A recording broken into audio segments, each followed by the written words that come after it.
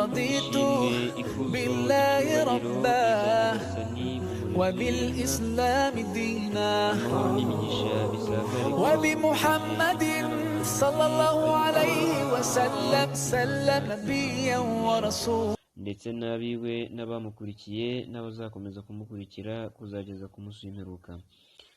Bavandimwe, tugiye kurebera hamwe izindi nyigisho zijyanye no kwemerera Imana Allah subhanahu wa ta'ala.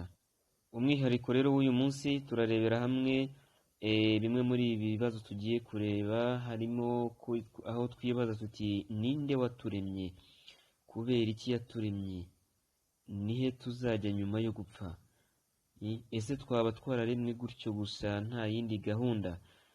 Ababyeyi bacu barapfuye, abavandimwe bacu barapfuye, n'abandi bose barapfuye baragiye, ese bagiye hehe? Hakurikiraho iki nyuma y'urupfu?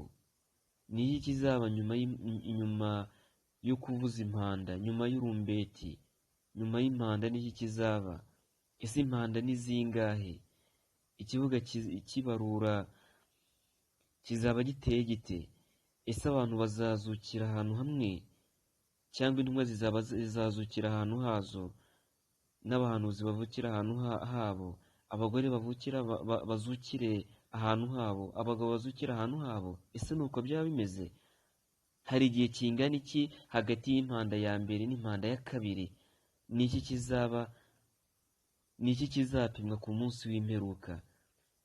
Ese ni ibikorwa bya muntu nk'isengesho, gusiba, ibihagararo by'ijoro, ibikorwa byiza dukora, ese nibyo bizajya ku munzani? Cyangwa ni igitabo kizaba cyanditsemo ibikorwa bya muntu kizajya ku munzani? Cyangwa ni umuntu ubwe uzapimwa, uzafatwa agashyirwa ku munzani? Ni iki kizapimwa mu by'ukuri? Ikindi tuzareba, ubutakambizi buzabaho ku munsi w'imperuka buzaba bumeze bute? Ni gute umuntu yazagerwaho n'ubwo butakambizi bw'intumwa y'Imana izaba itakambira abantu? Ibi byose tuzabisanga muri iki cyegeranyo tugiye kuzareba, muri izi nyigisho tugiye kuzabona, yaba uyu munsi ndetse n'izindi zizakurikira. Nyuma y'impanda ya mbere bizagenda bite? Ese ingaruka zayo zizagera no ku nyamaswa, cyangwa ni ku bantu gusa? Abahakanyi bo hambere mu Barabu ku gihe cy'intumwa y'Imana Muhammadi bumvaga ko nibapfa bizaba birangiye, bakumva ko ubwo bizaba birangiye nta kindi gikurikiraho, ubuzima mbega buzaba bushiriye aho ngaho. Umunsi umwe haje umugabo ku ntumwa y'Imana, Imana imuha amahoro n'imigisha, afite igufa ryavungaguritse, igufwa rya kera ryavungaguritse ryashizeho. Aramubwira ati, yewe Muhammad, utekereza ko Imana izongera igafata rino gufa rigahura na rigenzi ryaryo, rigasubira mu nyama ryavuyemo, akongera akaba umuntu koko? Aturumva ibi bishoboka? Atishyira mu bwenge wumve neza, ese ibi byashoboka? Utekereza ko Imana izongera igahuza umuntu nyuma y'uko yapfuye agashwanyagurika akarangira? Intumwa y'Imana nta kuzuyaza muri ako kanya isi imusubiza iti, yego, Imana izamuzura kandi izakwinjiza mu muriro, uzapfa ikuzure ikwinjize mu muriro kubera ubuhakanyi bwawe.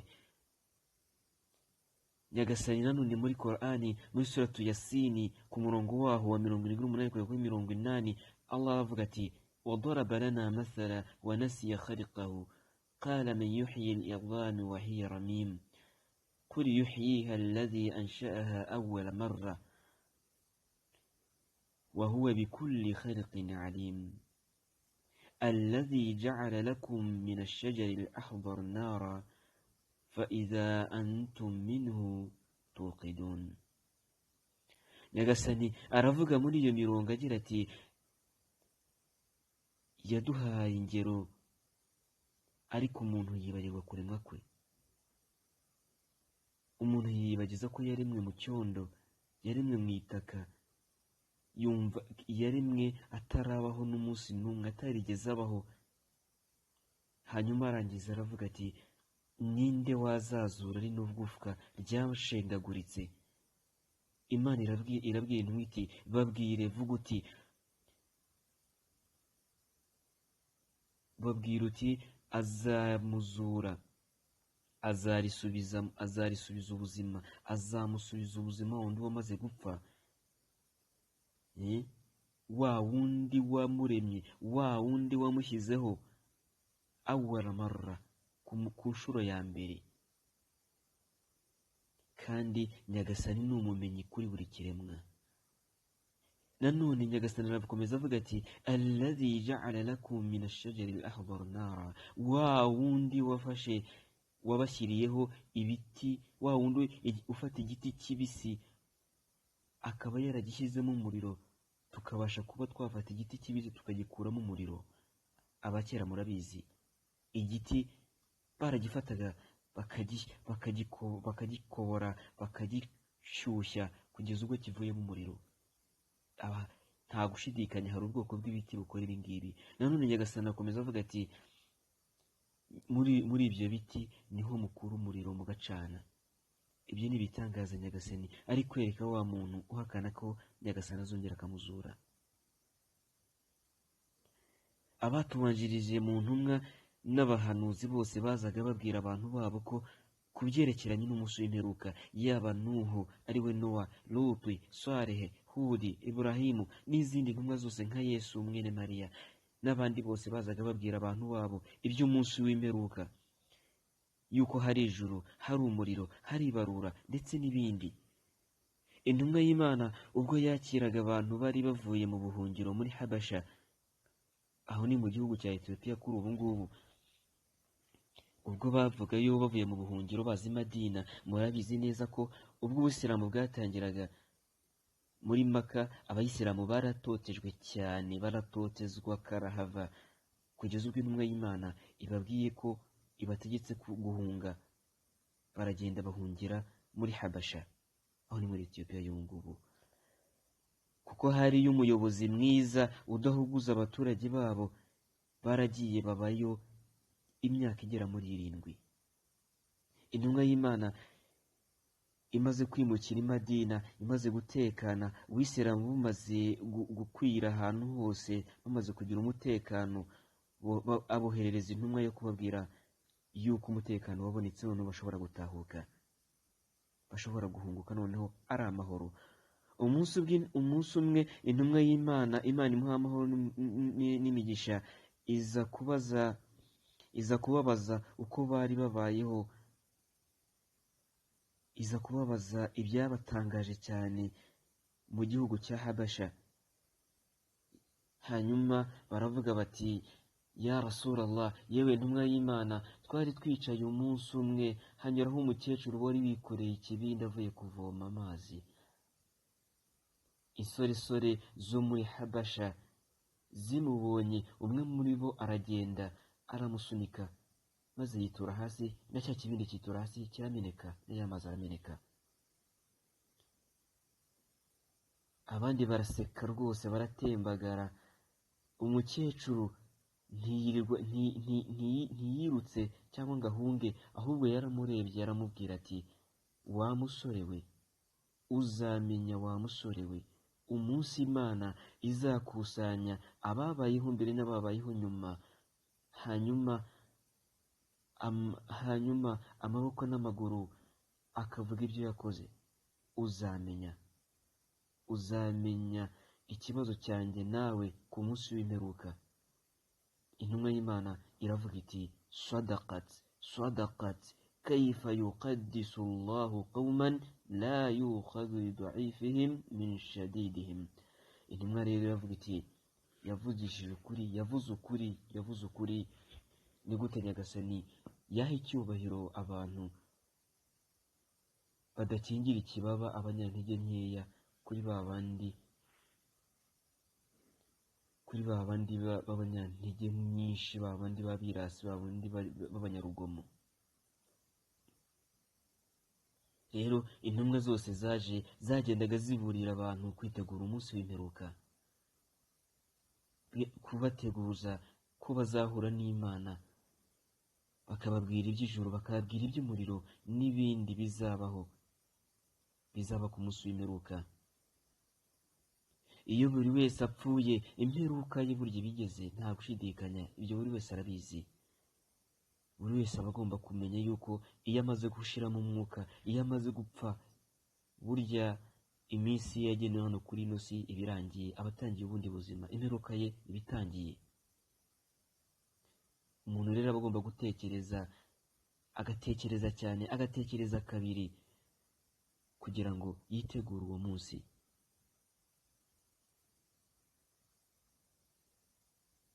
Birashoboka ko igihe cyawe cyo gupfa gishobora kuba nyuma y'isaha imwe, nyuma y'umunota umwe, nyuma y'isegonda rimwe, ariko uzasanga abantu benshi baba barimo batekereza nyuma y'umwaka, nyuma y'imyaka 10, nyuma y'imyaka 5, nyuma y'imyaka 20, nyuma y'imyaka 30. Ugasanga abantu n'ibyo ngibyo bitekerereza. Abantu bapfuye ndetse ibyo ngibyo barabimenye bakimara kugerwaho n'urupfu.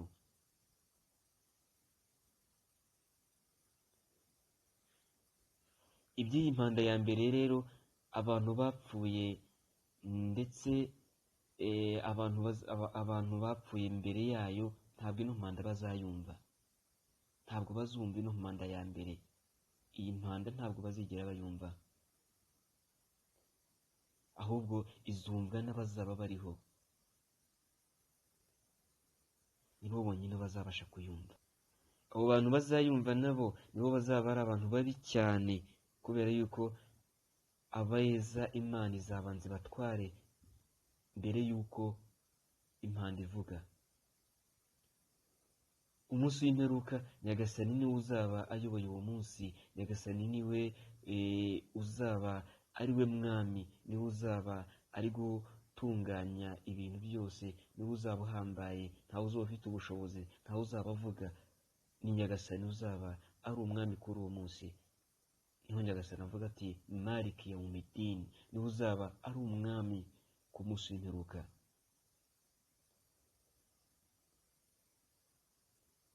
Ikiyama rero, cyangwa se umunsi w'imperuka nyirizina, uzatangizwa no guhuha mu rumbeti, cyangwa se guhuha mu mpanda. Impanda ivuge, urumbeti ruvuge. Urumbeti ni iki?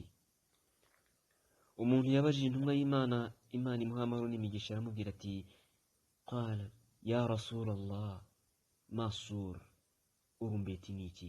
Intumwa imusubiza igisubizo kigufi kandi gisobanutse cyumvikana, iramubwira iti ni ihembe rizahuhwamo. Ni ihembe rizahuhwamo, ni ikimeze nk'ihembe kizahuhwamo, nk'uko tujya tubona bya vuvuzera bikoze, ubona ko bagihuhamo kigakubita cyane. Ni ihembe rero rizahuhwamo, ijwi rigakubita buri wese akaryumva.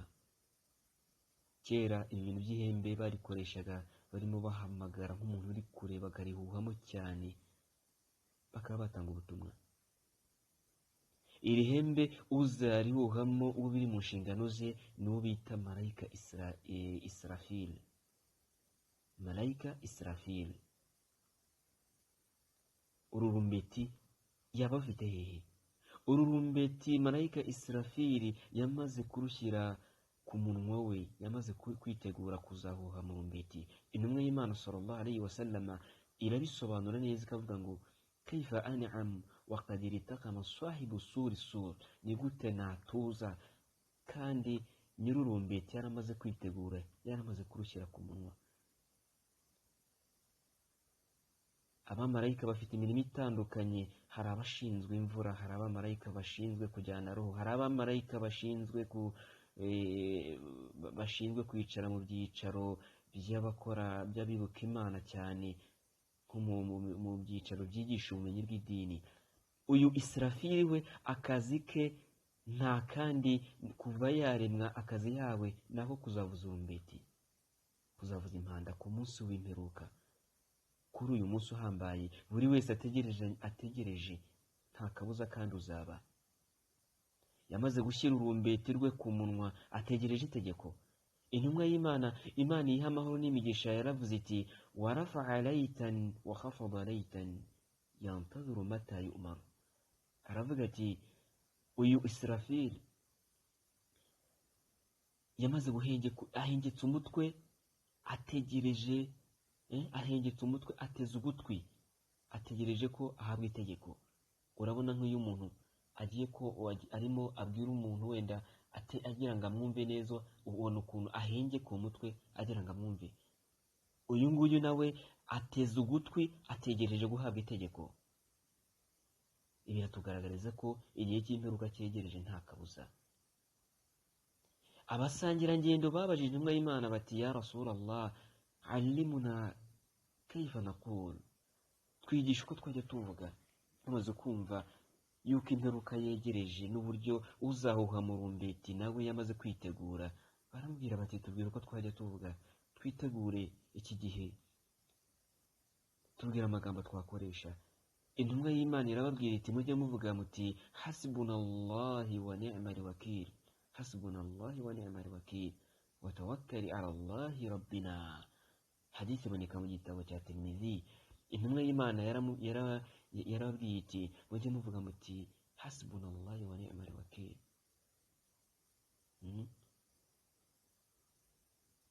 Allah araduhagije, Nyagasani araduhagije kandi niwe twiringiye. Hanyuma mwiringire kwa Nyagasani umurezi wacu. Uru rumbeti nuruvuzwa abantu bose bazarwumva abantu bose, ariko kandi uzarwumva bwa mbere ni umuntu uzaba ari mu ngamiya ze arimo azuhira, arimo aziha amazi. Niwe uzamara kumvira urumbeti bwa mbere ahita yikubita hasi, ahita aca, azahita apfa, kubera urusaku ruzaba ruvugijwe umuntu adashobora kwihanganira na gato. Abahanga mu by'ubumenyi bwa muntu bavuga yuko hari amajwi aremereye cyane bigoye ko umuntu yabasha kuyihanganira, ko adashobora kuyihanganira na gatoya. Ibi ngibi abasirikare bakoresha ibifaru barabizi neza kuturusha. Bisaba gukoresha utwuma two gushyira mu matwi kugira ngo ruriya rusaku rutabamerera nabi. Uru rumbeti rero rwo ruzaba rukabije kuba rukomeye kandi ruvuga cyane, ruteye ubwoba ku buryo bitoroshye, bitanashoboka kuba warwihanganira. Uzarwumva rero wese azahita apfa, azahita agwa hasi, agwe muri koma, ugahita aca. Iyi mpanda ya mbere yitwa nafkhati sa'q, impanda izakuramo abantu roho, abantu bazahita bapfa. Ntawe uzasigara n'umwe adapfuye, yaba mu bantu ndetse n'abamarayika. Nk'uko Nyagasani avuga ati fasoyika man fi samawati wa man fi al-ardi illa ma sha Allah. Ibintu byose biri mu birere bizapfa, n'ibiri mu isi byose bizapfa, kereka ibyo Nyagasani azashaka. Ikintu cyose rero kizapfa, inyoni, udusimba, ibi byose nta na kimwe kizasigara gihagaze, byose bizaba byapfuye. Ibi byose bizaba byapfuye. Hanyuma Nyagasani nyuma y'uko ibintu byose bimaze gupfa azavuga ati, azivuga imyato, avuga ati ana al-jabbar, ana al-mutakabbir, ana al-malik.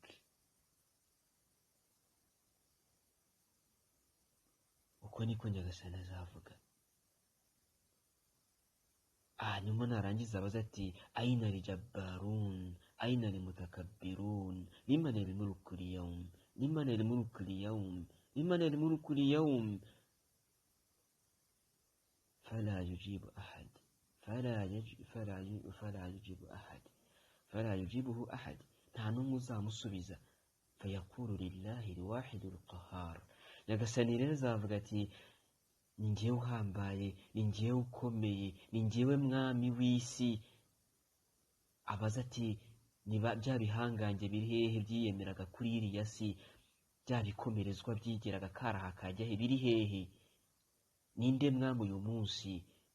Ninde mwami uyu munsi? Ninde mwami uyu munsi? Ntawe uzamusubiza.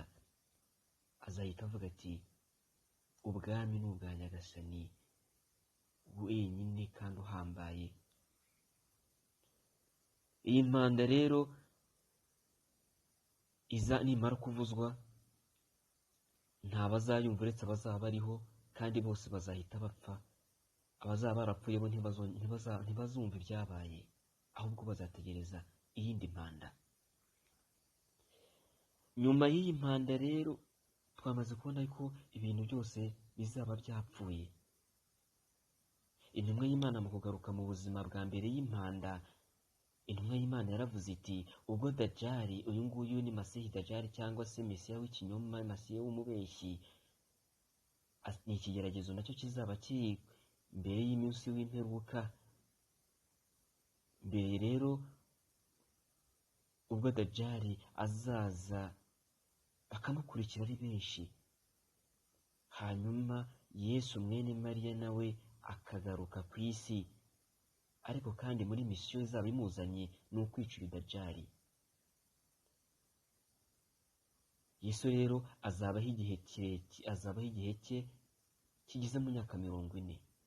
Ni ukuvuga mu basobanuzi baravuga bati azabaho imyaka 7 isanga 33 yagiye afite b'imyaka 40, hanyuma atabaruke. Abantu rero bazabaho ubuzima bwiza cyane kuri iki gihe cya Yesu mwene Mariya. Imigisha izaba ari imigisha, izaba myinshi cyane, hanyuma apfe. Namara gupfa nta cyiza kizaba gisigaye inyuma ye, ahubwo ibintu bizatangira guhindagurika. Imperuka yegereze noneho cyane, igende yegera cyane noneho ifite umuvuduko. Abemeramana bari bari kumwe na Yesu mwene Mariya, Nyagasani azohereza umuyaga guturuka mu majyaruguru y'isi, hanyuma uzagerwaho n'impumuro y'uwo muyaga, buri umwemeramana, uzaba ari umwemeramana wese azapfa, uzahumeka uwo mwuka wese azapfa. Intumwa y'Imana ikabishimangira ibi ngibi ikavuga iti kabone n'ubwo umwemeramana azaba ari mu nda y'isi, uyu mwuka uzamugeraho, hanyuma yitaba Imana. Hasigara abantu babi gusa, aribo ya mpanda cyangwa se rwa rumbeti ruzavugirizwaho. Nyuma y'impanda ya mbere ibintu byose byarapfuye. Murumva ko abantu bazaba barimo ibice bibiri, abapfuye mbere y'impanda n'abapfuye ku gihe cy'impanda. Hagati rero y'impanda ya mbere n'iya kabiri, cyangwa se hagati ya buri mpanda n'iyindi, harimo arubauna. Nyiri hadithi ariwe Abu Hurayra yarabajijwe ati arubauna cyangwa se iyo 40 ese byaba bisobanuye arubauna yawman, ese ni iminsi 40? Kala abaitu, aravuga ati ntabwo mbizi wallahi. Batese n'amezi 40? Kala abaitu, ntabwo ati ntabwo mbizi. Batese n'imyaka 40? Kala abaitu, ati ntabwo mbizi. Ati numvise intumwa y'Imana ivuga 40, nanjye ndimo ndababwira 40. Ntabuze rero ngo 40 ni 40 ki, nimba ari imyaka cyangwa se ari amezi cyangwa, ariko hagati ya buri mpanda n'indi harimo 40. Hanyuma Nyagasani azamanura imvura. Yaqulu thumma yunziru Allahu minas samai ma'a. Hadisi rero ikomeza avuga ngo hanyuma Nyagasani amanura imvura iturutse mu kirere, hanyuma abapfuye bose habeho impanda ya kabiri, bazuke bose uko bakabaye. Ubwo Imana izaba imaze kohereza imvura, buri rugingo ruzasubirana. Ingingo zose za muntu zirabora uretse urugingo rwitwa ajiba zanad. ajibu dhanabi rero yo ni intangiriro y'urutirigongo cyangwa se ni umusozo w'urutirigongo rumanuka hariya hepfo ku rutirigongo, akantu kameze nk'umurizo. Ku bantu bareba sikelete muzakabona, cya gikankara cy'umuntu muzakabona gasoza, kariya kantu ntabwo kajya kabora. Ako ngako ntabwo kajya kabora, nubwo kamara imyaka amamiliyaridi ntabwo gashobora kubora. Iyo mvura rero nigwa, ubutaka buzasoma, hanyuma nibumara gusoma, ka kantu kagagufwa Nyagasani azaba yaragize impamvu y'uko umuntu azamereraho, umuntu amere nk'uko ibimera bimera. Umuntu azamera nk'uko tubona ibimera bimera. Nta gushidikanya ko iriya myaka yacu dutera mu butaka ni ikimenyetso cy'izuka ryacu ku munsi w'imperuka. Tuzazuka nk'uko tubona ibimera biva mu butaka. Isi izasatagurika, imisozi isandare, ibihisi yari irimo bihinduke. Ya misozi yari karaha hakajyaho yose izaringanira, izashwanyagurika, iyindi yirukanke imere nk'ipamba. Uko umuntu azaba yarasize isi ntabwo ariko azayisanga. Abantu rero bazazuka baturuke mu mva zabo, buri wese kuva ku gihe cya Adamu kuzageza ku muntu wapfuye nyuma, bose bave mu mva zabo. Nyagasani aravuga ati fa izahum minal ajidazi ila rabbihim yansirun, ati ubwo bose bazaba barimo baturuka mu mva zabo birukanka bagana ku kibuga cy'ibarura kugira ngo bacirirwe imanza.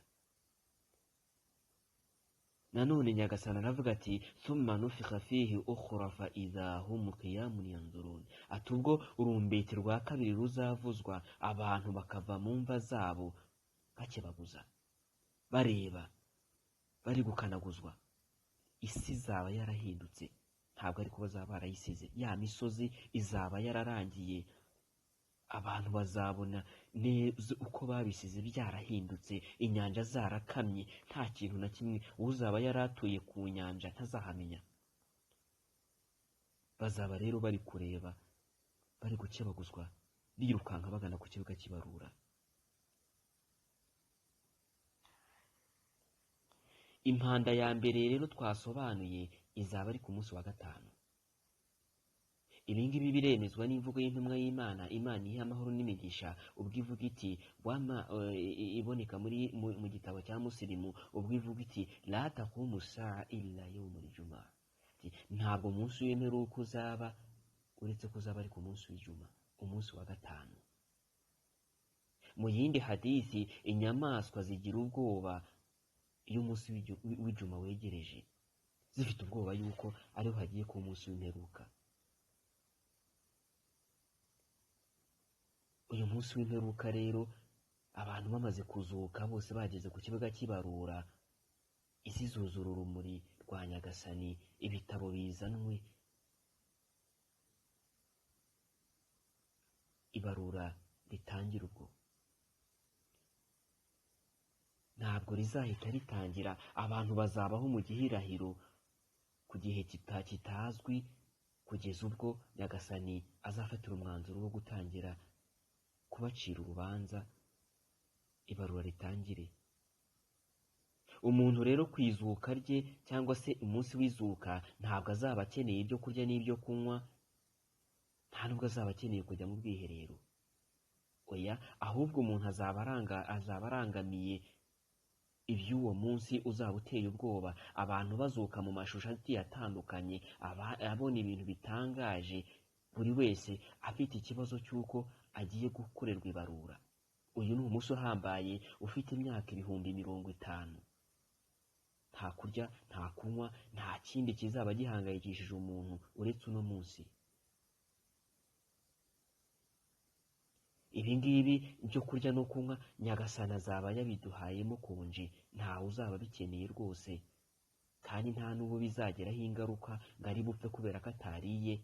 Ibi ngibi bizaba ari konje Nyagasani azaba yaratanze, bizongera gukenerwa nyuma y'ibarura abantu bagiye mu ijuru. Nibwo abazajya mu ijuru bazabona ibihembo, harimo ibyo kurya n'ibyo kunywa ndetse n'ibindi. Ariko kuri uyu munsi nta byo kurya no kunywa bizaba bikenewe. Kuri uyu munsi uzaba ari umunsi w'ibarura, uzaba ari umunsi uteye ubwoba, uzaba ari umunsi buri muntu azaba akeneye uwo yajya kwishyuza ngo arebe yuko hari icyo yakwiyongera mu bikorwa byiza. Abantu bazazuka mu mashusho agiye atandukanye kubera ubuhambare bw'uyu munsi. Dusoreje ahangaha rero iki cyegeranyo cy'uyu munsi, umunsi w'imperuka, umunsi uteye ubwoba. Tuzakomeza ku gice cyacu cya kabiri ubwo tuzareba ibizakurikira kuri uwo munsi w'imperuka, ubwo abantu bazamaze kuzuka, turebe ibizagenda bikurikiraho. Ndabashimiye, mwari kumwe n'umuvandimwe wanyu Rugema Saidi. Assalamu alaikum wa rahmatullahi wa barakatuh. رضيت بالله ربا وبالإسلام دينا وبمحمد صلى الله عليه وسلم نبيا ورسولا.